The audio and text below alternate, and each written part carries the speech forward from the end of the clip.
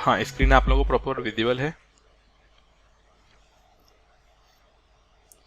Screen voice ठीक है। तो मैं एक बार दोबारा बताता हूँ आपको कि इंडियन कॉन्स्टिट्यूशन की बात की कर रहे थे हम लोग यहाँ पे, और पार्लियामेंट्री सिस्टम की। तो हमने बात की कि मॉडर्न टाइम में दो तरह के सिस्टम हो सकते हैं, एक तो है पार्लियामेंट्री सिस्टम, दूसरा है प्रेसिडेंशियल सिस्टम। तो पार्लियामेंट्री सिस्टम में पीएम हेड होता है और यहाँ पे पार्लियामेंट का वोटिंग के थ्रू सिलेक्शन करते हैं हम लोग। प्रेसिडेंशियल सिस्टम में प्रेसिडेंट के लिए वोटिंग होती है, और ये यूएस के अंदर है प्रेसिडेंशियल सिस्टम, मतलब और भी कई जगह हो सकता है, लेकिन अभी हम रफली दो नाम याद कर लेते हैं। यूएस के अंदर प्रेसिडेंशियल सिस्टम है और इंडिया में क्या है, पार्लियामेंट्री सिस्टम है। On the basis of nature of relation between the executive and the legislative organ of the government. तो इसके अलावा अगर हम बात करते हैं एग्जीक्यूटिव और लेजिस्लेटिव, तो सिंपल सी बात है, एग्जीक्यूटिव वो होता है जो रूल्स और रेगुलेशन को फॉलो करवाने का काम करता है, कि जो रूल्स और रेगुलेशन बन गए उनको फॉलो करवाना है, वो आता है एग्जीक्यूटिव में। और लेजिस्लेटिव हम उसे बोलते हैं जो रूल्स और रेगुलेशंस बनाते हैं। तो बेसिकली दो ऑर्गन ये हो गए, एक तो हो गया एग्जीक्यूटिव, एक हो गया लेजिस्लेटिव, और तीसरा क्या होता है, वो जुडिशरी, कि कोई भी डिस्प्यूट हुआ तो कौन सॉल्व करेगा, जुडिशरी उसको सॉल्व कर रहा होगा। The parliamentary system of government is the one in which the executive is responsible to the legislature for its policies and act।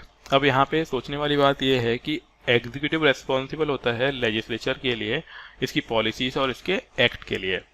तो ये आपको ध्यान रखना है, अगर कोई पूछता है कि पार्लियामेंट्री सिस्टम क्या है, तो ये हमको पूरा बता देना है कि parliamentary system of government is the one in which the executive is responsible to the legislature for its policies and act। यहां तक आपको लिख देना है पार्लियामेंट्री सिस्टम में। इसका मतलब ये हुआ कि एग्जीक्यूटिव रेस्पॉन्सिबल होती है जो भी लेजिस्लेचर पॉलिसीज वगैरह बनाती है उनको फॉलो करवाने के लिए, ठीक है। दूसरा है प्रेसिडेंशियल सिस्टम। तो उसके लिए आपको ये ध्यान रखना है, प्रेसिडेंशियल सिस्टम में क्या हो गया, the presidential system of government on the other hand is one in which the executive is not responsible to the legislature for its policies and act and is constitutionally independent to the legislature in respect of its term of office। कहने वाली बात यह है, presidential system में जो executive है वो responsible नहीं होती है लेजिस्लेचर के लिए, मतलब लेजिस्लेचर ने जो भी रूल्स और रेगुलेशंस बना दिए, ठीक है, उनको फॉलो करवाने का काम अब इसका नहीं है। यहाँ पे सेपरेट है, लेजिस्लेचर अपना काम अलग देखती है और प्रेसिडेंशियल सिस्टम वाले जो लोग होते हैं वो अपना काम अलग, यानी उसकी एग्जीक्यूटिव होती है वो अलग काम कर रही होती है। यहाँ पे सेपरेट है, बिल्कुल सेपरेट है। हमारे यहाँ पे तो दोनों कनेक्टेड है आपस में, एग्जीक्यूटिव और लेजिस्लेचर, लेकिन यहाँ पे बिल्कुल ही सेपरेट है। यानी कहने वाली बात यह है, जैसे हमारे यहाँ पे क्या होता है कि सपोज मोदी जी को कोई रूल बनवाना है तो डेफिनेटली वो पार्लियामेंट में बनवा सकते हैं क्योंकि वो मेजॉरिटी गवर्नमेंट होती है। लेकिन प्रेसिडेंट जो यूएस के अंदर है, अगर उस प्रेसिडेंट को कोई रूल बनवाना है तो जरूरी नहीं है कि वो वहाँ की पार्लियामेंट में वो रूल बन जाए, क्योंकि वो उसका पार्ट ही नहीं है, पार्लियामेंट का जो सीनेट है वहाँ की, ठीक है। तो इसे हम लोग क्या बोलते हैं कि ये रेस्पॉन्सिबल, यहाँ पे एग्जीक्यूटिव रेस्पॉन्सिबल नहीं होती है लेजिस्लेचर के लिए। क्लियर, ये बात यहाँ तक क्लियर हुई। अब आगे देखिए, ठीक है, आगे देखिए, the parliamentary government is also known as the cabinet government और रेस्पॉन्सिबल गवर्नमेंट और वेस्टमिनिस्टर मॉडल ऑफ गवर्नमेंट। अब ये इसके अलग अलग नाम है जो आपको अगेन याद करने हैं। क्या क्या नाम ध्यान रखना है कि पार्लियामेंट्री गवर्नमेंट का नाम क्या होता है, एक तो होता है कैबिनेट गवर्नमेंट, क्योंकि यहाँ पे कुछ मिनिस्टर्स होते हैं, उनकी कमेटी होती है, एक ग्रुप होता है, उसे कैबिनेट बोलते हैं। इसी को हम लोग रेस्पॉन्सिबल गवर्नमेंट भी बोलते हैं क्योंकि ये पब्लिक के वेलफेयर के लिए काम करती है, इसीलिए क्या वो कहलाएगी, रेस्पॉन्सिबल गवर्नमेंट कहलाएगी। अगला है वेस्टमिनिस्टर मॉडल ऑफ गवर्नमेंट।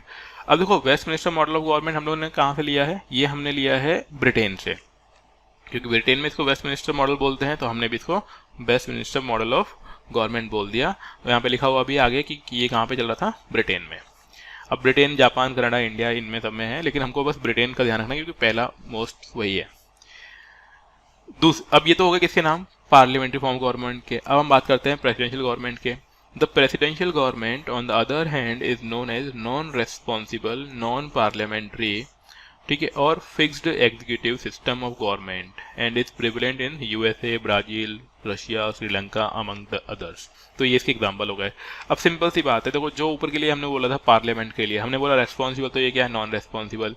वो पार्लियामेंट्री है तो ये नॉन पार्लियामेंट्री है, ठीक है। और अब वहां पर वो टेम्परेरी होती है, तो यहाँ पे ये फिक्स एग्जीक्यूटिव सिस्टम हो गया।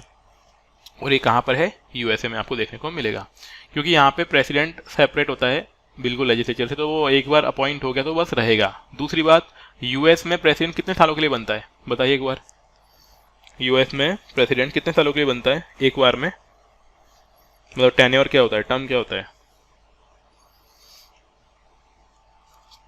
हाँ जी, 10 ईयर्स। बिल्कुल नहीं पढ़ते हो आप अर्घदीप। हाँ जी, और कोई? हाँ जी, 5 ईयर्स और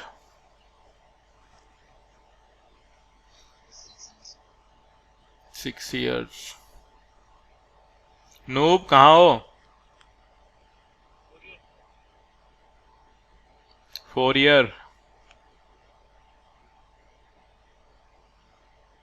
4 ईयर्स के लिए होता है वन टाइम में, ठीक है। और दूसरी बात ये भी है कि अमेरिका में कोई भी पर्सन सिर्फ 2 ही बार प्रेसिडेंट बन सकता है, 2 बार के बाद नहीं, ओनली 2 टाइम्स मैक्सिमम। और वन टाइम, अरे सुन लो भैया, ठीक है, 2 बार। बराक ओबामा फिर 8 साल कैसे ले लिया एक साल एक ही बार में,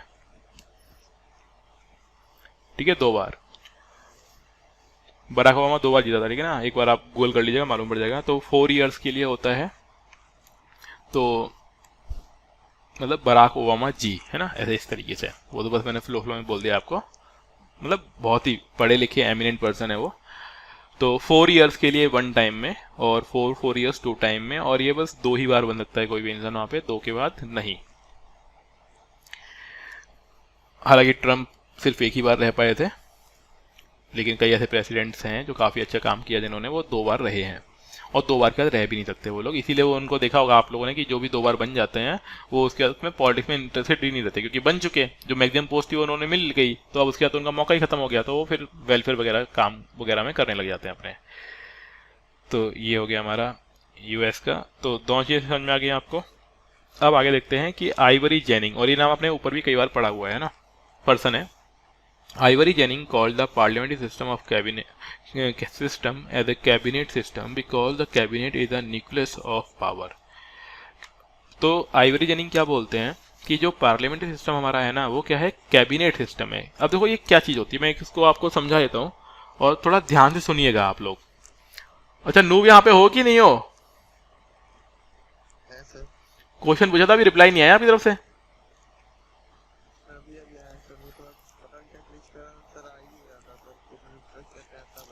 चलो कोई नहीं। अब देखो यहाँ पे, अब ये क्या बोलना चाह रहा है कि हमारे यहाँ पे जो पार्लियामेंट्री सिस्टम होता है ना, उसे हम कैबिनेट सिस्टम बोलते हैं। इसे कैसे, मतलब ये समझो पहले। तो मैं थोड़ा सा आपको एक फ्रेमवर्क समझाता हूँ, और यहाँ पे ही समझ लेना कि दोबारा नहीं समझाएंगे फिर, है ना, 2 जगह आएगी ये वाली चीज़। तो अभी समझा दी, मतलब दोबारा नहीं समझाएंगे। तो है क्या, जैसे कि हमारा पार्लियामेंट है, पी फॉर पार्लियामेंट, ठीक है। अब इस पार्लियामेंट में बेसिकली 2 हाउसेज हैं, एक तो कौन सा हो गया लोकसभा, और दूसरा हो गया राज्यसभा। अब जो लोकसभा में देखो दो तरह के लोग दो होते हैं, नंबरिंग 2 होती है। एक होता है मैक्सिमम स्ट्रेंथ कितनी है, और एक करंट में स्ट्रेंथ कितनी है। तो करंट की बात करते हैं हम लोग। मैक्सिमम में ऊपर लिख देता हूँ 552 हो सकती है मैक्सिमम, और इसमें हो सकती है 250, ठीक है ना, ये मैक्सिमम हो सकती है। लेकिन अभी है कितना, अभी है यहाँ पे 545 मेंबर्स हैं, जिसमें से 543 के लिए इलेक्शंस होते हैं और 2 होते हैं नॉमिनेटेड। मैंने लिख दिया एन, मतलब 543 तो इलेक्शन के थ्रू चुने जाएंगे हर एक कॉन्स्टिट्यूएंसी में से मेंबर्स, ठीक है। अब 2 हो गए नॉमिनेटेड। ये फ्रेमवर्क है पूरा पार्लियामेंट का ना, समझते हुए चलिएगा। दूसरी चीज राज्यसभा की बात करते हैं।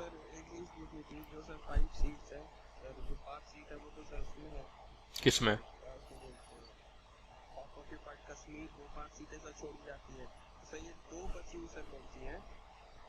2 कौन सी 2? ये ये तो मैक्सिमम है, मैक्सिमम इतना कर सकते हैं अपन लोग, ठीक है, इतना मैक्सिमम कर सकते हैं। अभी किया नहीं है, फ्यूचर में करने की संभावना है। लेकिन अभी जो नया बन रहा है ना अपना पार्लियामेंट्री हाउस, उसके बाद उम्मीद ये है कि 1000 कर दी जाएंगी सीट डायरेक्टली, वो चीज़ अलग है, ठीक है। तो अभी यहाँ पे देखो कि 543 सीट्स के लिए इलेक्शंस होते हैं, और 2 लोग कौन होते हैं, नॉमिनेटेड, जो कि अब खत्म हो जाएगा सिस्टम ये नॉमिनेशन वाला, लेकिन अभी तक ये सिस्टम चल रहा है। अगली चीज़ क्या है कि राज्यसभा के अंदर जो नंबर ऑफ मेंबर्स होते हैं वो होते हैं 245, और 245 में से 12% नॉमिनेटेड होते हैं, और कितना बच गया, फिर बच गया 233। 233 वो होते हैं जो नॉर्मल इन द सेंस जो जिनके लिए वोटिंग होगी, इलेक्शंस होंगे, बट वोटिंग और इलेक्शन कौन करते हैं, विधानसभा के लोग करते हैं। कौन करेंगे यहाँ पे, विधानसभा के लोग, पब्लिक वोट नहीं करती है इनके लिए, ठीक है ना, ये ध्यान रखिएगा। ये सिस्टम होता है। अब ये सभी लोग इन द सेंस 543, तो ये जो यहाँ पे हैं ये 543 प्लस 2, मैं पूरा लिख रहा हूँ 545 तो ये, और 245 ये, इन दोनों ही नंबर्स को, मतलब इनको अगर मैं पूरा का पूरा जोड़ दूं तो शायद 790 हो जाएगा, है ना। ये 790 लोग क्या कहलाते हैं, ये कहलाते हैं एमपी, मेंबर ऑफ पार्लियामेंट। क्या कहलाते हैं ये लोग, ये एमपी कहलाते हैं, पूरे के पूरे 790 लोग। अब हम ये जानते हैं कि राज्यसभा के पास उतनी पावर है नहीं जितनी कि लोकसभा के पास है ना, एक्चुअल में। तो एक्चुअल में किसके पास पावर ज्यादा है, लोकसभा वालों के पास पावर ज्यादा है। तो अब हम लोग यहाँ पे समझते हैं, इधर दूसरी तरफ लिख रहा हूँ साइड में, दूसरी साइड पे देखिएगा आप लोग कि जो ये 545% जो लोग हैं, ये अपने आप में सभी लोग एमएलए, वो एमपी हैं, मेंबर ऑफ पार्लियामेंट, इन्हें हिंदी में बोलते हैं सांसद, ठीक है। अब ये सांसद सभी लोग जीत कर आए होंगे, लेकिन इसमें से आप एक रफली आइडिया बता रहा हूं मैं आपको, लगभग 60 से 70 लोग या 75 लोग ही होते हैं जो मिनिस्टर होते हैं। क्या बनते हैं ये मिनिस्टर होते हैं, इनके पास अलग अलग मिनिस्ट्री होती है।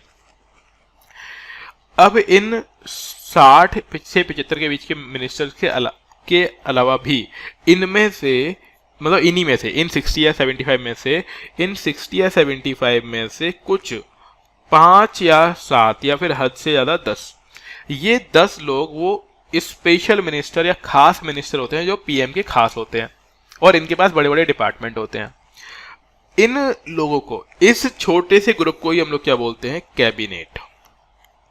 इसे क्या बोलते हैं हम लोग, कैबिनेट। ये रियलिटी बता रहा हूं अभी मैं, फिर हम उस चीज पर आएंगे। अब होता क्या है कि पीएम को अगर कोई डिसीजन लेना है ना कंट्री के रिगार्डिंग, तो वो इन, मान लो रफली 10 लोग मान लिए मैंने, है ना। अब 10 लोगों में आप समझ सकते हो, जैसे कि अगर अभी करंट टाइम में अगर हम बात करें कि हमारे मोदी जी हैं, तो कोई डिसीजन लेना है किससे पूछेंगे, मान लो अमित शाह से पूछ लिया, ठीक है, नितिन गडकरी से पूछ लिया, निर्मला सीतारमण से पूछ लिया, ठीक है, और कौन कौन से मिनिस्टर आपको याद आ रहे हैं, 2-4 और नाम देख लीजिए आप। तो अगर आप देखोगे ना, जैसे राजनाथ सिंह जी हो गए, तो इन मिनिस्टर से पूछ के ये डिसीजन ले लेते हैं। और यही क्या है, खास खास मिनिस्टर, इनके पास बड़े बड़े डिपार्टमेंट है, मान लो फॉरेन मिनिस्टर हैं, ठीक है ना, जयशंकर, जयशंकर, तो उनसे पूछ लिया। तो ये लोगों से पूछ के जो डिसीजन ले रहे हैं, तो अब ये हो क्या रहा है कि ये जो 540 चुनकर जीते हुए थे ना, इनकी भी वैल्यू नहीं है एक तरीके से।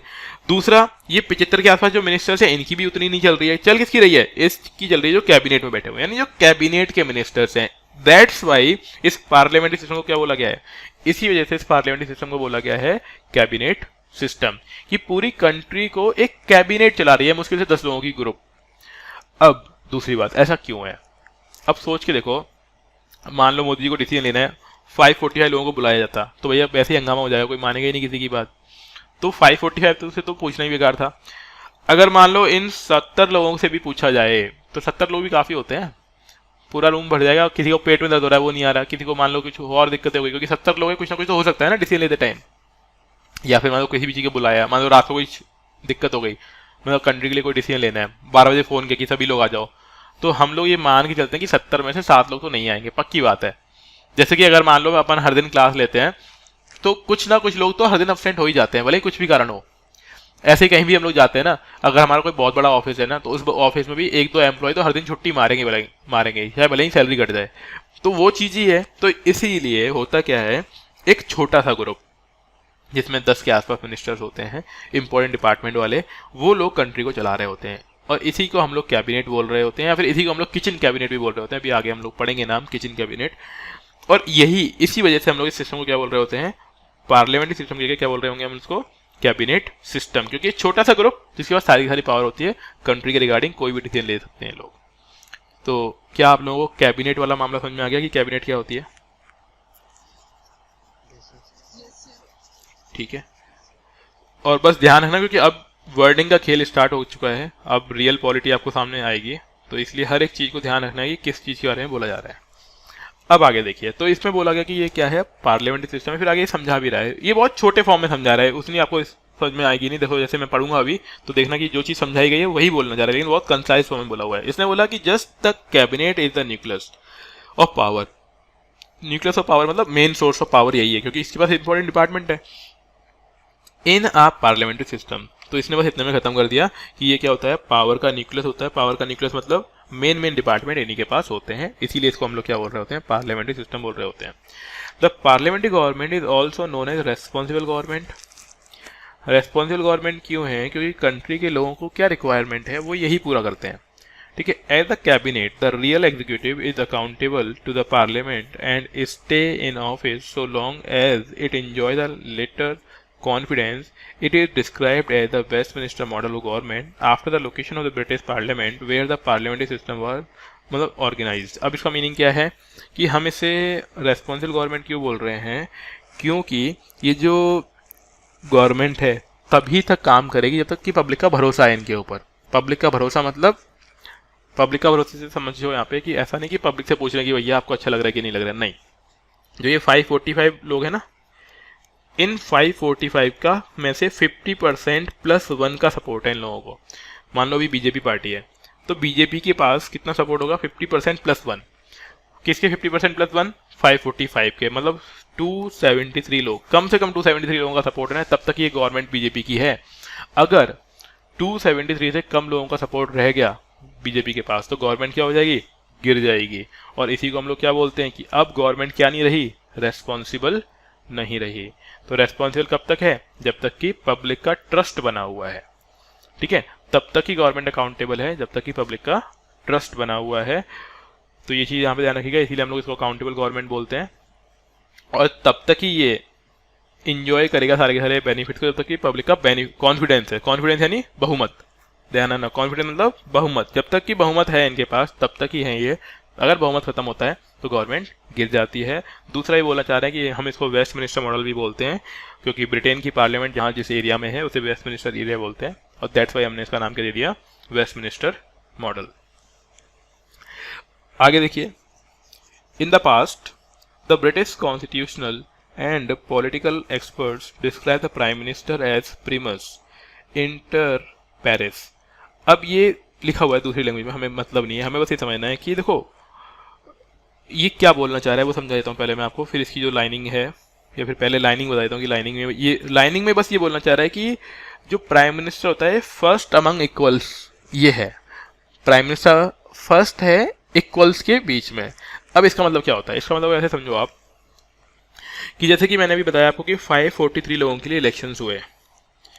अब 543 लोगों के लिए इलेक्शंस हुए मतलब हर कोई इंसान जीत कर ही आया है, वोटिंग हुई होगी, उसको वोट मिले होंगे और वो जीता होगा, तभी बने हैं ये 543। अब जब ये सभी लोग जीत कर ही आए हैं तो इन्हीं 543 में से एक इंसान पीएम बन गया है। अब उसके पीएम बनने के पीछे कुछ खास तो काम है नहीं, मतलब ऐसा भी नहीं है कि उसको सबसे ज़्यादा वोट मिले हो, ऐसा भी कंपलसरी नहीं है कि पूरी कंट्री ने उसके लिए अलग से वोट डाला हो, वो तो सब कुछ हुआ नहीं। जैसे कि बाकी 542 लोग जीत कर आए हैं इलेक्शंस, वैसे ही ये जीत के आए हैं, लेकिन इनको जो एक पर्सन ये जीत के आया हुआ है उसको मेजॉरिटी पार्टी ने सपोर्ट किया हुआ है। जो पार्टी के पास सबसे ज़्यादा वोट से या सबसे ज़्यादा लोग जीते इसके, उस पार्टी के लोगों ने इनको अपना लीडर चुन लिया। तो कहने वाली बात यह है कि ये एक्चुअल में है तो वही मेंबर ऑफ पार्लियामेंट ही, लेकिन ये उन सब में पहला बंदा है। पहला इन द सेंस उन सभी कॉमन में ये फर्स्ट है, क्योंकि लोग इसको चाहते हैं कि ये कंट्री को रिप्रेजेंट करे। तो यहाँ पे हमें ध्यान रखना है फर्स्ट अमंग इक्वल्स, यानी होने को तो पीएम भी एमएलए ही है एक तरीके से, मतलब एमपी ही है, मेंबर ऑफ पार्लियामेंट ही है, लेकिन क्योंकि वो मेजॉरिटी पार्टी का लीडर है इसीलिए वो उन सब में पहला है। किन सब में, जैसे होम मिनिस्टर, डिफेंस मिनिस्टर, ठीक है, फाइनेंस मिनिस्टर, उसके बराबर होने के बावजूद भी पावर ज़्यादा क्यों, क्योंकि वो उन सब में फर्स्ट है, पहले नंबर पे आ रहा है। ये चीज ध्यान रखना। इसीलिए जितनी भी ओथ वगैरह ली जाती है या फिर कॉन्स्टिट्यूशन में कहीं भी डिस्क्रिप्शन मिलता है तो बात सब जगह यही लिखते हैं कि भाई वो है तो आम एमपी ही, लेकिन वो उन सभी मिनिस्टर्स में क्या माना जाता है, फर्स्ट माना जाता है। जैसे कि मानो कि क्लास का मॉनिटर जो क्लास में ही पढ़ रहा है, उसी में ऐसा भी नहीं कि भाई उसको अगली क्लास का कुछ आता है, नहीं, वो आपके साथ ही बैठता है, आपके साथ ही लंच करता है, सब कुछ, लेकिन वो है क्या, मॉनिटर है। तो मॉनिटर का मतलब क्या है, वो आपकी क्लास में औरों से आगे है, आगे मतलब वो संभालता है चीजों को, और कोई भी दिक्कत होती है कंप्लेंट भी करके आता है। तो सेम वर्क किसका हो गया, पीएम का। वो देखेगा कि भाई सभी लोग ढंग से काम कर रहे हैं कि नहीं कर रहे हैं। अगर कोई ढंग से काम नहीं कर रहा है तो डिपार्टमेंट चेंज करना, मिनिस्ट्री उससे ले लेना, उसको पद से हटाना, ये सारे काम वो कर सकता है। जैसे वही मॉनिटर के पास जो पावर होती है, क्लास से बाहर निकाल देना, हाथ खड़े कर देना, पनिशमेंट दिलवा देना। अब इसका मतलब ये तो नहीं है कि मॉनिटर को कुछ अलग ही अवार्ड मिल जाएगा या फिर अगली क्लास में प्रमोट कर देंगे, ऐसा भी नहीं है, क्लास वही रहनी है उसके। लेकिन वो तब भी उन सब में क्या है, सुपीरियर है या फिर फर्स्ट नंबर पे आता है। सुपीरियर कहना थोड़ा सही नहीं होगा, फर्स्ट नंबर पे आता है। तो वही चीज यहाँ पे है कि प्राइम मिनिस्टर क्या है, फर्स्ट अमंग इक्वल्स। जो सारे के सारे लोग मेंबर ऑफ पार्लियामेंट है, उन सब में ये कौन है, फर्स्ट नंबर पे है। पॉइंट समझ में आ गई बात। कोई भी डाउट हो ना तो अभी ही बोल देना, क्योंकि बाद में बोलोगे ना तो पूरा रिवाइज कराना, मतलब रिपीट करना थोड़ा हेक्टिक हो जाएगा, तो अभी समझते हुए चलेगा। तो वही चीज यहाँ पे लिखी हुई है कि ये फर्स्ट होता है among the equals in relation to the cabinet. अगर कैबिनेट की हम लोग बात करते हैं, in the recent period the prime minister's power, influence and position have increased. और आज के टाइम की अगर हम बात करते हैं तो अभी क्या हुआ है, इन्फ्लुएंस और पावर जो है वो पीएम की बढ़ गई है। अब देखो पीएम भी कई तरीके के होते हैं, जैसे कि हर इंसान होता है ना, तो पीएम भी पावरफुल होते हैं, पीएम वीक भी होते हैं। अभी करंट में जो पीएम है हमारी कंट्री वो पावरफुल पीएम है, मतलब पावर है उनके पास। और ये पावर उसी तरीके से है, सपोज करो कि जैसे आपके 5 दोस्त हैं, 5 दोस्त एक जैसे हैं, लेकिन एक दबंग टाइप का बंदा है। अब वो है तो दोस्त, ऐसा नहीं कि उसके पास कुछ अलग से फीचर्स है, लेकिन वो दबंग है। तो वैसे ही पीएम भी क्या होते हैं, पीएम तो बहुत सारे हैं, पीएम बहुत सारे पहले भी रहे हैं, लेकिन ये जो पीएम है वो पावरफुल पीएम रहे हैं। और जैसे कि अभी बोला जा रहा है कि अभी तक की हिस्ट्री अगर हम बात करते हैं, अगर हम मोदी जी से पहले की बात करें, तो मोदी जी से पहले तक जो पावरफुल पीएम हुए हैं वो है इंदिरा गांधी।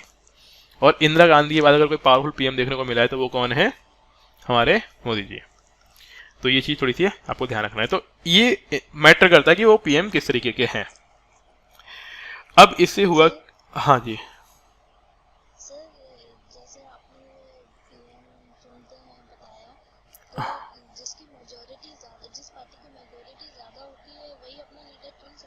वही अपना लीडर चुनेगा। हाँ, 545 में से जिस पार्टी के लोग सबसे ज्यादा जीते होंगे उसी पार्टी के लोग अपने में से किसी भी एक इंसान को अपना लीडर चुनेंगे, और वही इंसान क्या बनेगा, पीएम बनेगा। ठीक है, तो आगे देखिए। तो यहाँ पे क्या बोला गया है, हम लोग पढ़ रहे थे कि position have increase significantly with the cabinet. मैंने आज के टाइम की अगर हम बात करते हैं तो पीएम की पावर बढ़ गई है और कैबिनेट की पावर भी बढ़ चुकी है। He has come to play a dominant role in the British political administration system. और आज के टाइम में जो पीएम है वो एक डोमिनेंट रोल, एक स्ट्रॉन्ग रोल प्ले करता है किसी भी पार्लियामेंट सिस्टम में, चाहे इंडिया की बात की जाए, ब्रिटेन की बात की जाए। Hence the later political analyst like Crossman, Mackintosh and other have described the British system of government as a prime minister government। तो हुआ क्या, अब प्राइम मिनिस्टर का रोल बढ़ने लग गया बहुत ज़्यादा। तो जो कुछ एनालिस्ट हैं या फिर कुछ लोग जो एनालाइज या फिर लोगों को बताते हैं कि भाई क्या है क्या नहीं है, क्या किस तरह का क्रिटिक, मान लीजिए आप जो क्रिटिक लोग हैं जैसे कि क्रॉसमैन, मैकिन्टोश और अलग, ये बोलते हैं कि आज के टाइम की जो गवर्नमेंट है वो क्या है, प्राइम मिनिस्ट्रियल गवर्नमेंट। यानी सीधी सीधी सी बात ऐसी हो गई है कि कुल मिला के 2 तरह की गवर्नमेंट बन चुकी हैं अब। एक तो हो गई प्रेसिडेंशियल गवर्नमेंट और दूसरी हो गई है हमारी prime ministerial form of government. The same description holds good in the Indian context. और यही हम बात समझ सकते हैं इंडिया के रेस्पेक्ट में भी। अब जैसे इंडिया की बुराई नहीं करनी है, हमें जिस कंट्री में रहना है उसकी बुराई नहीं करनी है, लेकिन अब समझने वाली बात यह है कि ऐसा ही इंडिया के लिए भी बिल्कुल करेक्ट बैठती है बात। अगला है फीचर ऑफ पार्लियामेंट्री गवर्नमेंट। अब यहाँ पे हम लोग फीचर्स देखेंगे। तो अब वही है, अब ये हमने चीज़ें पढ़ी हुई हैं, समझते हुए चलेंगे, और जो चीज़ें मार्क करूंगा बस वो ध्यान रखनी है। पहला बोल रहा है, पहला फीचर ये है नॉमिनल एंड रियल एग्जीक्यूटिव। यानी पार्लियामेंट्री फॉर्म ऑफ गवर्नमेंट में एक होगा नाम मात्र का लीडर और एक होगा रियल पावरफुल लीडर। नाम मात्र का लीडर कौन है, प्रेसिडेंट। रियल कौन है, प्राइम मिनिस्टर। ठीक है, सारे काम कौन करेगा, प्राइम मिनिस्टर। किसका नाम होगा कि काम किया, नाम होगा प्रेसिडेंट का, बस। तो यहाँ पे लिखा हुआ है प्रेसिडेंट के नाम पर सारे के सारे काम किए जाते हैं। और प्रेसिडेंट को एडवाइस देने के लिए और हेल्प करने के लिए भी पीएम होता है, और पीएम की पूरी कैबिनेट होती है। ये हो गया बात। दूसरी है majority rule party. Parliamentary system में जिस भी पार्टी के पास मेजॉरिटी होती है, मेजॉरिटी मतलब टोटल नंबर ऑफ सीट्स का 50% प्लस वन, ध्यान ही रख लो मैं 50% प्लस वन क्यों बोल रहा हूँ। सपोज मान लो कि 500 सीट्स हैं, अगर मैंने बोला 51%, तो इसका मतलब समझते हो 51% का मतलब कितना हो गया? हाँ जी, 51% का मतलब बताओ 500 में से 255। तो 255 51% की रिक्वायरमेंट नहीं है, रिक्वायरमेंट कितने की होती है? 50% प्लस वन, मतलब 500 का 50% किया मतलब 250 और प्लस वन यानी 251। बस 251 लोग हुए तो ये किस में आ गया? मेजोरिटी में। इसलिए इसको हम लोग क्या बोलते हैं? 50% प्लस वन, मतलब इतने परसेंट भी लोग हुए तो वो मेजोरिटी में, तो वही पार्टी मेजोरिटी पार्टी कहलाती है और उसी का रूल होता है। ये हमको ध्यान रखना है किसमें? पार्लियामेंट्री सिस्टम में। अब जरूरी नहीं है कि हर बार 500 में से 251 सीट्स एक ही पार्टी लेके आ जाए। अगर मान लो पार्टी, किसी भी पार्टी के पास 251 सीट्स नहीं है, तो कई सारी पार्टीज मिलकर सपोर्ट करके पीएम बनाती है। जब भी कई सारी पार्टियां मिलती हैं तो उसे बोलते हैं कोलिएशन गवर्नमेंट। क्या बोलते हैं उसको? Coalition government party.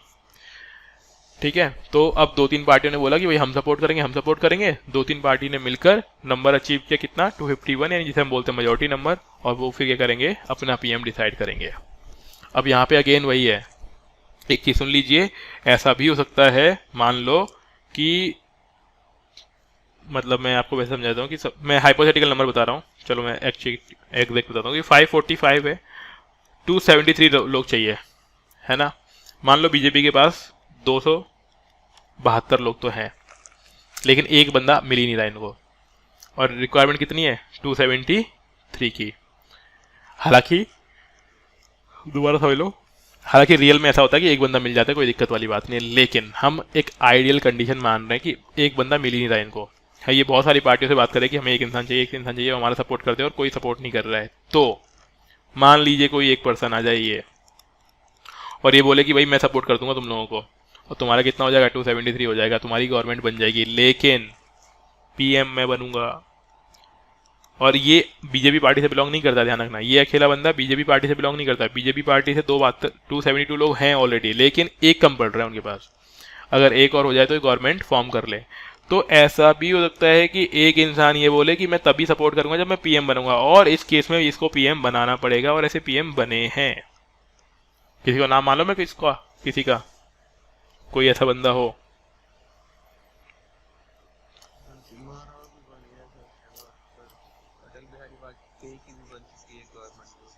हाँ बिल्कुल, ठीक है, लेकिन वो एक सीट वाला केस नहीं है। लेकिन हाँ, आप सही बता रहे हो, एक सीट वाला केस ढूंढना कि कहाँ, जहाँ पे सिर्फ अकेला ही बंदा हो और उसने बोला मैं सपोर्ट तभी करूंगा मैं पीएम बनूंगा। पीएम या सीएम कहीं भी कोई इशू मिले तो आपको बताना, मतलब मेरे को बताना है, ढूंढ के बताइएगा, पढ़ना कभी मिलेगा आप लोगों को। तो इसे बोलते हैं हम लोग, जब भी एक पार्टी के पास मेजोरिटी ना हो और दो पार्टी मिलकर गवर्नमेंट बनाती है तो उसे हम लोग क्या बोलते हैं? Coalition party. तो ये हो गया मेजोरिटी रूल। अगला है कलेक्टिव रेस्पॉन्सिबिलिटी। कलेक्टिव रेस्पॉन्सिबिलिटी मतलब कंट्री के अंदर क्या क्या हो रहा है इसके लिए पूरी की पूरी पार्लियामेंट जिम्मेदार होती है। अगर मान लीजिए कोई भी गड़बड़ी होती है तो पहली बात तो ये है कि प्राइम मिनिस्टर किसी भी को भी हटा सकता है, ठीक है। दूसरा, लोकसभा मतलब जो ग्रुप ऑफ मेंबर्स हैं वो भी किसी भी पर्सन के अगेंस्ट अविश्वास लाके या फिर उसको हटा सकते हैं। इसी को बोलते हैं कलेक्टिव रेस्पॉन्सिबिलिटी, यानी जो ढंग से काम नहीं कर रहा है उसको हटाने की पावर होती है पार्लियामेंट के पास, या फिर हम लोग बोल सकते हैं लोकसभा के पास। और मोस्टली हम लोग जब बोलते हैं कि लोकसभा के पास या फिर पार्लियामेंट के पास, उसका मतलब ये होता है कि प्राइम मिनिस्टर। और अगर मान लो कि जो पूरी की पूरी 545 मेंबर्स है ना, उनको लग रहा है कि यार ये तो पूरी की पूरी गवर्नमेंट ही खराब है, तो उसके अगेंस्ट जो बिल लाया जाता है उसे बोलते हैं नो कॉन्फिडेंस मोशन। क्या बोलते हैं उसको? No confidence motion. इसका नाम होता है अविश्वास प्रस्ताव। क्या बोलते हैं इसको?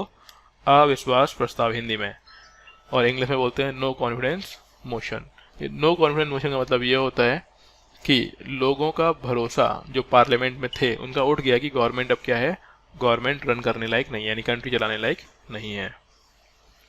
अगला है पॉलिटिकल होमोजेनिटी। पॉलिटिकल होमोजेनिटी का मतलब होता है कि कंट्री के अंदर एक जैसी पार्टी एक ही तरीके का आइडियोलॉजी फॉलो करती है, उसे बोलते हैं होमोजेनिटी। होमो मतलब सिंगल, ठीक है।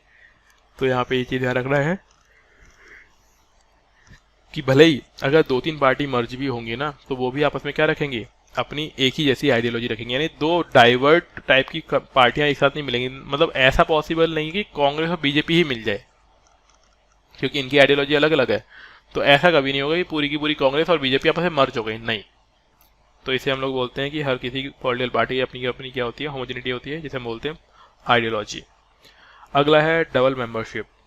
डबल मेंबरशिप मतलब the ministers are member of both the legislature and the executive, यानी जो मिनिस्टर्स होते हैं ना, वो लेजिस्लेचर के पार्ट भी होते हैं और एग्जीक्यूटिव के पार्ट भी होते हैं।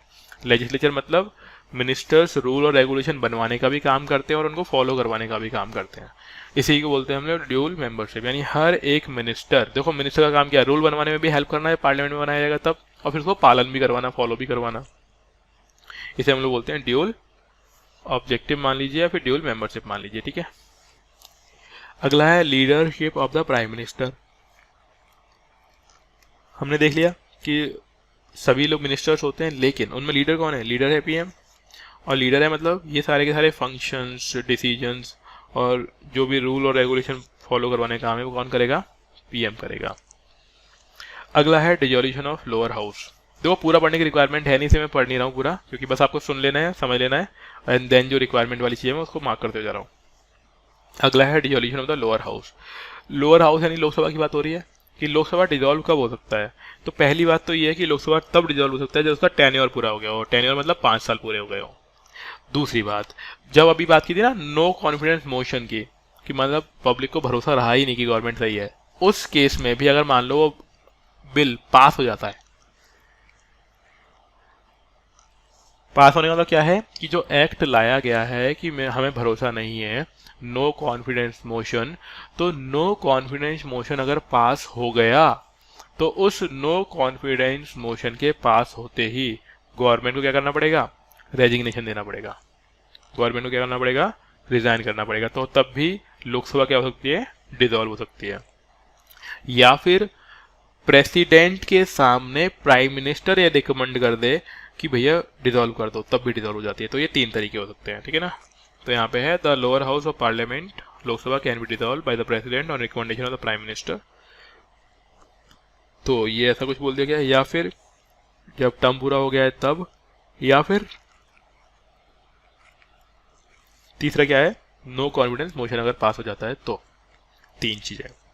और जो डिस्ट्रॉय यानी खत्म होती है ना, उसे बोलते हैं डिजोल्यूशन। डिजोल्यूशन यानी घुल गई, घुलना होता है डिजोल्यूशन बेसिकली, और इसको बोलते हैं हिंदी में भंग हो जाना, कि लोकसभा क्या हो चुकी है, भंग हो चुकी है, खत्म हो चुकी है, यानी अब दोबारा से इलेक्शंस होंगे। क्लियर है। जी सर। अगला है सीक्रेसी। सीक्रेसी मतलब जितने भी मिनिस्टर्स वगैरह है ना, वो एक ओथ लेते हैं कि उनके पास जो भी इन्फॉर्मेशन वगैरह आएगी ना, वो पब्लिक डोमेन में अगर जानने के लिए जरूरी नहीं है तो उसको फैलाएंगे नहीं, मतलब लीक नहीं करेंगे सीक्रेसी को। जो कंट्री की इंफॉर्मेशंस हैं, जो कंपनी की, ऐसे मान लो आपकी कॉन्फिडेंशियल इंफॉर्मेशन है, उनको लीक नहीं करना है। किसी ने भी लीक किया तो वो सही नहीं माना जाएगा, और एक तरीके से अपनी पोजीशन के साथ या अपने वर्क के साथ एक तरीके से धोखा देना होता है। तो उसी तरीके से यहाँ पे बोला जा रहा है कि जो सीक्रेसी होगी, जो इन्फॉर्मेशन होगी मिनिस्टर्स के पास, उसको लीक नहीं करेंगे, पब्लिक डोमेन में नहीं जानी चाहिए जो चीज़ उनको नहीं बतानी है। अगला है feature of presidential government. Presidential government में क्या क्या फीचर होते हैं, पार्लियामेंट वाले हमने समझ लिए, अब आते हैं प्रेसिडेंट वाले। तो प्रेसिडेंट वाले में क्या होता है, प्रेसिडेंट ही हेड होता है, यही हेड ऑफ द स्टेट भी है और यही गवर्नमेंट का भी हेड है, क्योंकि इसी ने वोट जीता है और यही होगा। पीएम वाला कॉन्सेप्ट तो है नहीं, तो ये दोनों का हेड माना जाता है, ठीक है। जितने भी डिसीजन वगैरह हैं ये लेगा, और इसके लिए बाकी जो लोग होते हैं ना, बाकी लोग मतलब पीएम है या फिर और कोई मिनिस्टर्स है, वो सब इसके सबऑर्डिनेट होते हैं। सबऑर्डिनेट मतलब अमेरिका का प्रेसिडेंट जिसको चाहे उसको बना सकता है मिनिस्टर्स अलग अलग डिपार्टमेंट का। तो ये हेड ऑफ द गवर्नमेंट होता है और यही सारे के सारे काम कर रहा होगा। The president is elected by N electoral college for a fixed tenure of 4 year. तो ये अभी क्या है कि कितने दिनों के लिए चुना जाता है, 4 सालों के लिए। And he can not be remove by the Congress expect by impeachment for a grave unconstitutional act. यानी इसको, जैसे हमारे यहाँ पे तो क्या था कि भाई नो कॉन्फिडेंस मोशन लेके आ गए और गवर्नमेंट गिर गई अगर पास हो गया तो, मतलब अविश्वास प्रस्ताव आ गया और अगर वो पास हो गया तो गवर्नमेंट गिर गई। लेकिन यहाँ पे ऐसा नहीं है, यहाँ पे तो इम्पीचमेंट एक प्रोसेस होता है, उससे हटेगा। और इम्पीचमेंट तभी लाते हैं जब प्रेसिडेंट ने कोई अनकॉन्स्टिट्यूशनल काम किया हो। अनकॉन्स्टिट्यूशनल काम करने का मतलब होता है जो कॉन्स्टिट्यूशन से बाहर की बात हो, जो कॉन्स्टिट्यूशन से बाहर कोई चीज़ लिखी हुई है, वैसा कोई काम कर दिया है, तो उस केस में यहाँ पे प्रेसिडेंट को हटाया जा सकता है। ठीक है, यहाँ तक क्लियर?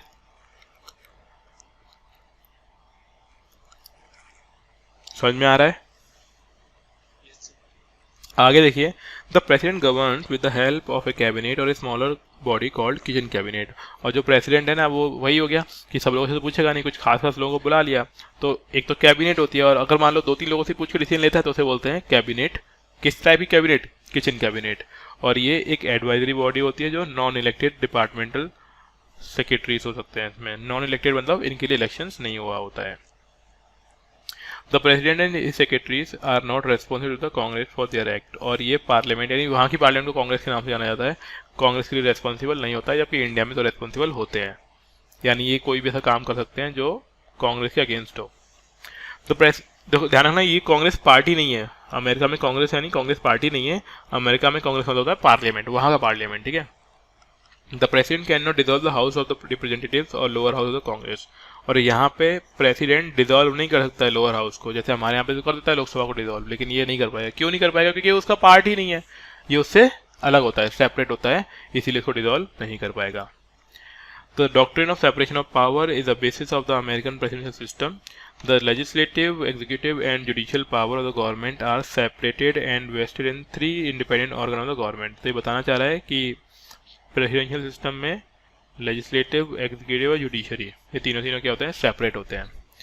लेजिस्लेटिव, एग्जीक्यूटिव और जुडिशियल पावर तीनों क्या होते हैं? सेपरेट होते हैं, एक दूसरे से अलग होते हैं। ठीक है, इंडिपेंडेंट ऑर्गन होते हैं। जबकि हमारे यहाँ पे लेजिस्लेटिव और एग्जीक्यूटिव मर्ज हुआ होता है, हालांकि 3 पार्ट हैं लेकिन आपस में जुड़े हुए होते हैं वो। अगला है merit of the parliamentary system, यानी क्या बेहतर है पार्लियामेंट्री सिस्टम के अंदर। तो पहला है हार्मनी बिटवीन द लेजिस्लेचर और एग्जीक्यूटिव, क्योंकि ये आपस में जुड़े हुए होते हैं, तो आपस में क्या है? तारतम्य है इन दोनों के बीच में, जबकि प्रेसिडेंशियल सिस्टम में ऐसा नहीं था। तो पूरा पढ़ने की रिक्वायरमेंट नहीं है, ध्यान रखना कि प्रेसिडेंशियल सिस्टम में ऐसा नहीं होता है, वो अलग अलग होते हैं बिल्कुल ही, लेकिन हमारे यहाँ पे जुड़े हुए होते हैं, तो ये अच्छी बात है। रूल रेगुलेशन बनाना भी ईजी है, फॉलो करवाना भी ईजी है। वहाँ पे हो सकता है कि मान लो ऐसा रूल बना दे फॉलो ही नहीं करवा पाए लोग, तो खराब बात है। दूसरा है रेस्पॉन्सिबल गवर्नमेंट, और हमने पढ़ ही लिया प्रेसिडेंशियल गवर्नमेंट क्या होती है? नॉन रेस्पॉन्सिबल होती है, तो अच्छी बात नहीं है। यहाँ पे रेस्पॉन्सिबल है, रेस्पॉन्सिबल मतलब वहाँ पे अलग अलग तरीके होते हैं क्वेश्चन पूछने के। हमने देखा ही है हमारी पार्लियामेंट में क्या होता है, क्वेश्चन पूछ सकते हो, डिबेट कर सकते हो, वो सब कुछ। अगला है प्रिवेंट डेस्पोटिज्म।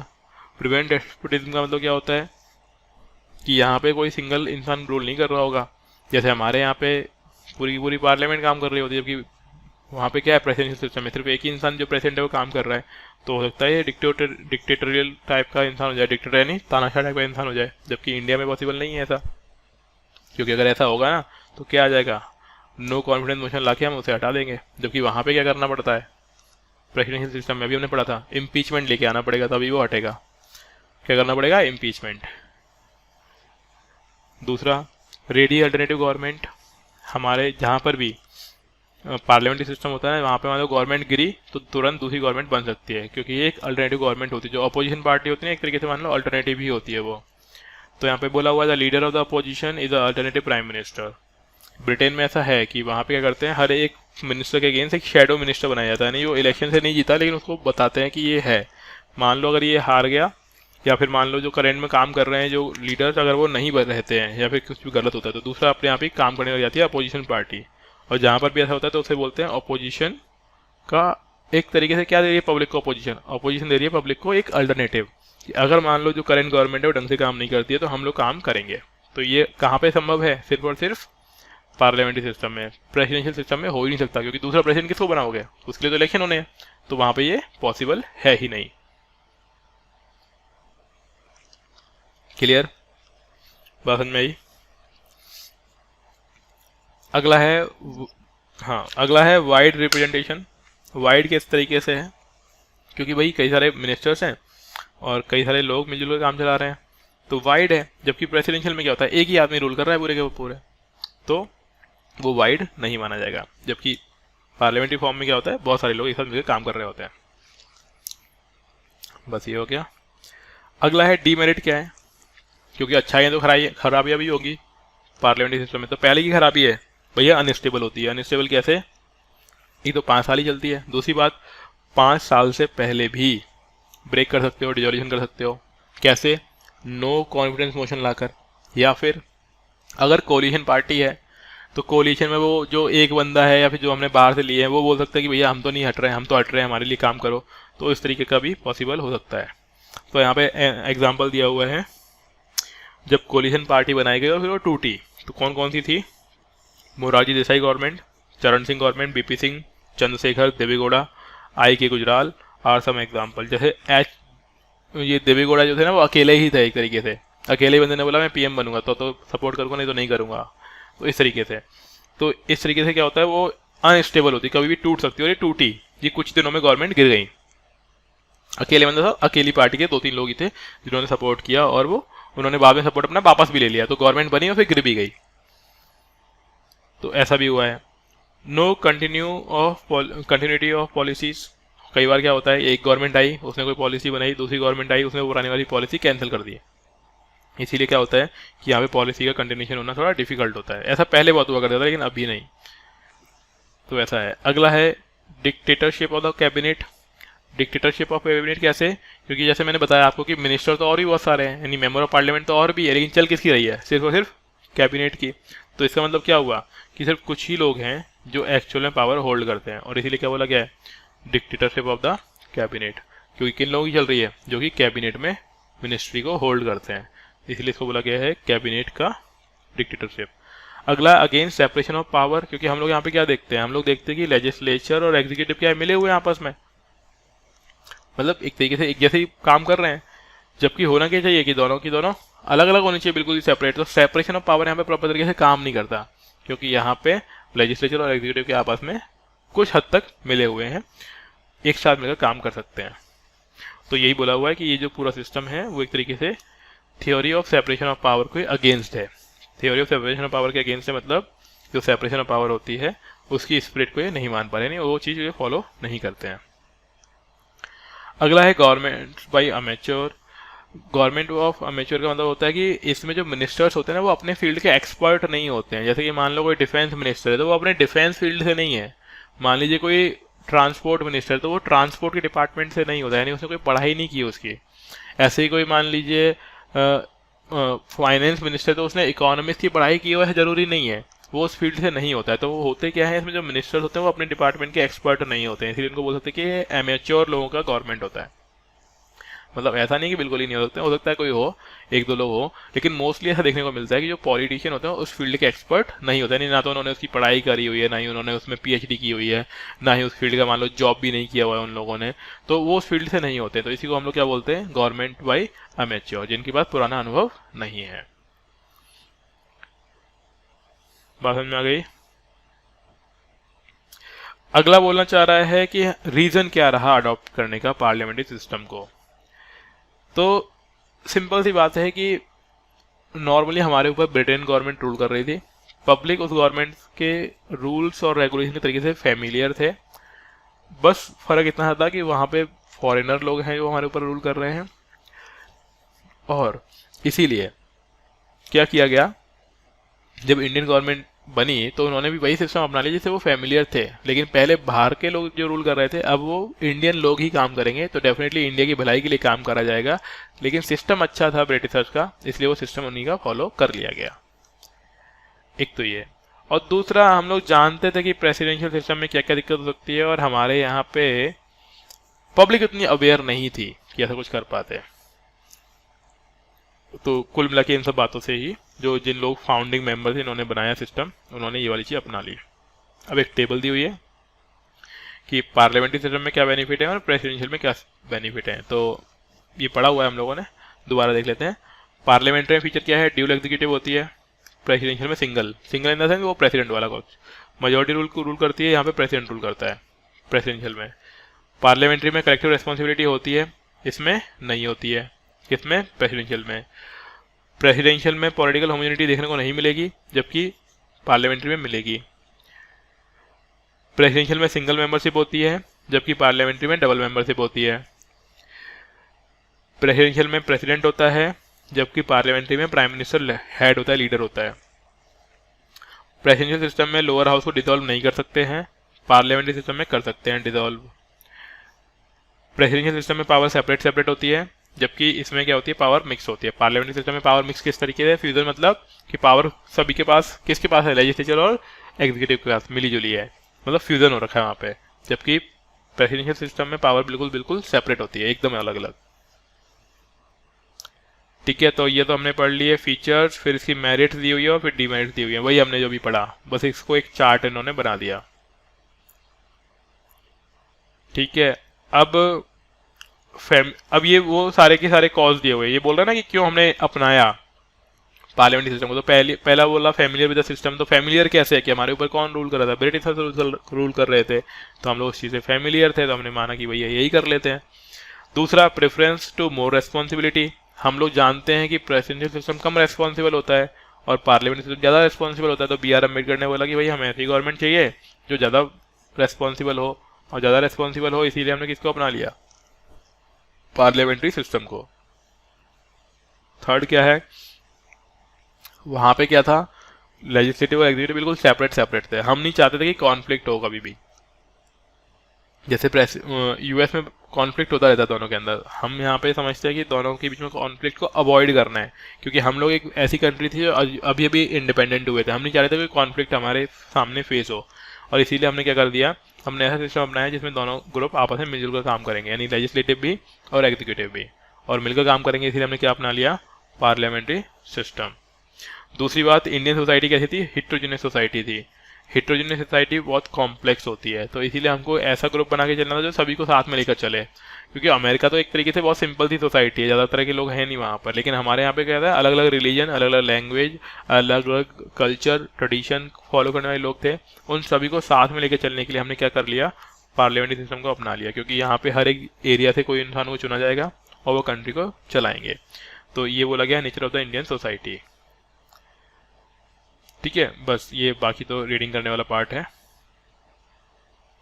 अब अगला बोलना है distinction between Indian and Britain model. तो देखो कुछ खास डिस्टिंक्शन नहीं है, सिर्फ इतना ध्यान रखिएगा, ब्रिटिश में क्या हो रहा है कि हमारे यहाँ पे प्रेसिडेंट होता है, वहाँ पे अभी भी क्राउन है, मतलब क्वीन अभी है। तो जैसे कि हमारे यहाँ पे प्रेसिडेंट हेड कर रहा है कंट्री को, नॉमिनल नाम मात्र का, वैसे ही वहाँ पे क्या है, क्वीन है ब्रिटेन के सिस्टम में।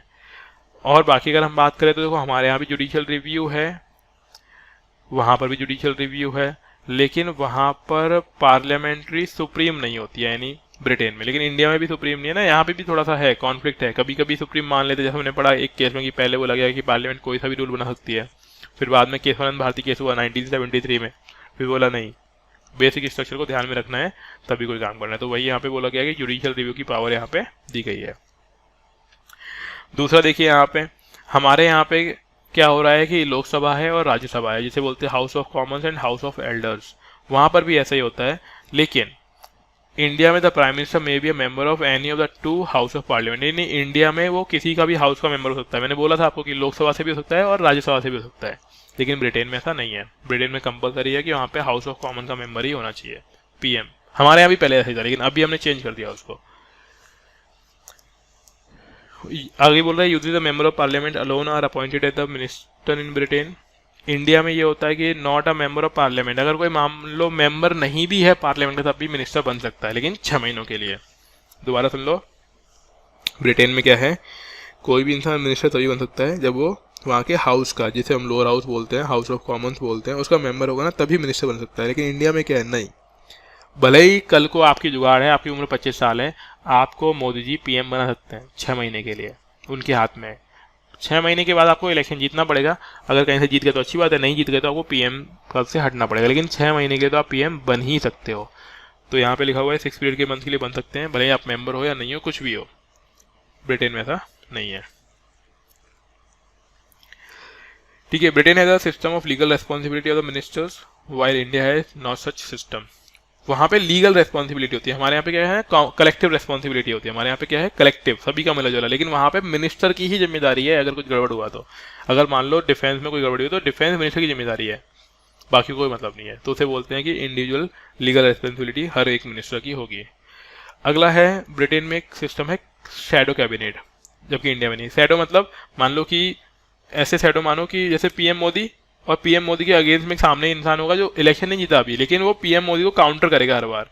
ऐसे मान लो निर्मला सीतारमण फाइनेंस मिनिस्टर है, तो इन्हीं के अगेंस्ट में एक दूसरा बंदा होगा जो अपोजिशन पार्टी का होगा, वो इनको अगेंस्ट अपोज करेगा। अगर मान लो कल कोई गवर्नमेंट गिर जाती है तो ये जो दूसरी वाली पार्टी है ना, अपोजिशन पार्टी, वो क्या बनेगी, एकदम से गवर्नमेंट बना देगी और हर एक मिनिस्टर का अपना अपना काम होगा। तो इसका मतलब क्या हुआ, हर जीते हुए मिनिस्टर वाली ग्रुप का एक शैडो होगा जो हारी वाली पार्टी की तरफ से बना रखा होगा उन्होंने, अपना अपना पीएम, अपना सीएम, अपना मिनिस्टर, अपना डिफेंस मिनिस्टर, सब कुछ। तो उसे बोलते हैं शैडो कैबिनेट, जो सिर्फ ब्रिटेन में देखने को मिलती है। इंडिया में ऐसा कॉन्सेप्ट नहीं है, ठीक है। इंडिया में तो बस उम्मीद में लोग जीते हैं बाद में, ऐसा सिस्टम इंडिया में नहीं है, ठीक है। बस ये सिस्टम हो गया, ये चैप्टर हो गया कंप्लीट। तो ये था हमारा पार्लियामेंट्री सिस्टम।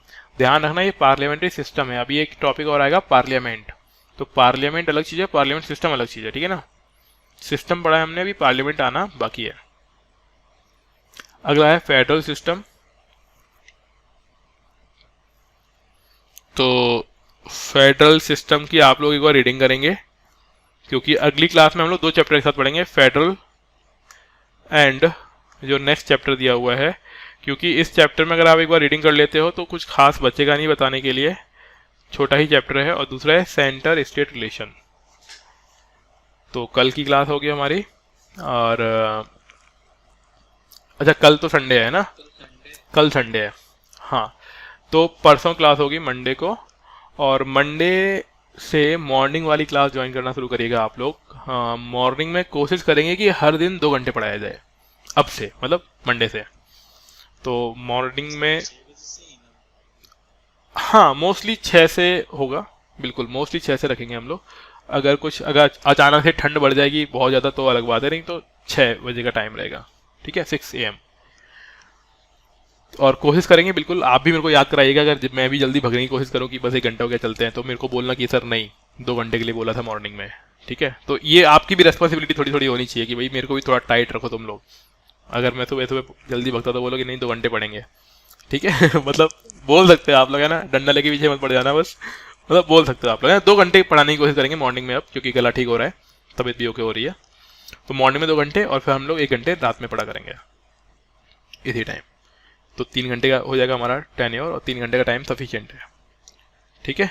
तो अभी इतना, एक बार रीडिंग जरूर कर लीजिएगा आप लोग, और इसका वीडियो आपको भी मिल जाएगा 1-2 घंटे के अंदर नेट पे अवेलेबल। तो जिनको भी कोई दिक्कत हो, या कोई जो दोस्त वगैरह ज्वाइन नहीं कर पाए हो, वो लोग वहाँ से देख सकते हैं, है ना। वीडियो का मैंने बेनिफिट बताया था कि कितना बेनिफिट और कितना लॉस है। उसको आप पॉजिटिवली यूज़ करोगे बेनिफिट है, नेगेटिवली यूज़ करोगे लॉस है। नेगेटिव यूज़ क्या है, एक सेकंड, नेगेटिव यूज़ क्या है कि क्लास नहीं करना, सिर्फ वीडियो देखना, नेगेटिव यूज़ है। पॉजिटिव यूज़ क्या है कि क्लास कर ली, कोई डाउट है वीडियो में देख लिया। और जिन्होंने बिल्कुल ही क्लास नहीं की, कोई फ्रेंड वगैरह, तो उसको बता दो। और प्लस कोई ऐसा दोस्त हो ना जो आपका पक्का दुश्मन हो, दोस्त जो दुश्मन हो, ध्यान रखना, उसको जरूर बोलना कि क्लास कर, क्योंकि वो पढ़ेगा है नहीं, टाइम वेस्ट होगा, उसका मजे आएंगे आपको। हाँ अब पूछिए।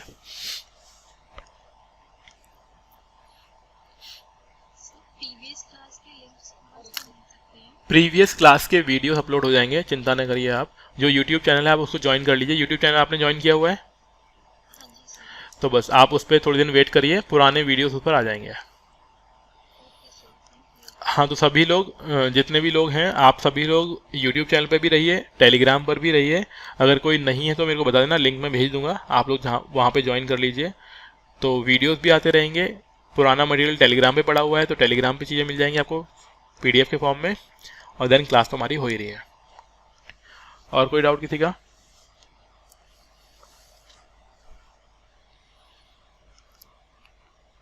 ठीक है, फिर थैंक यू एवरीवन, मिलते हैं अगली क्लास में।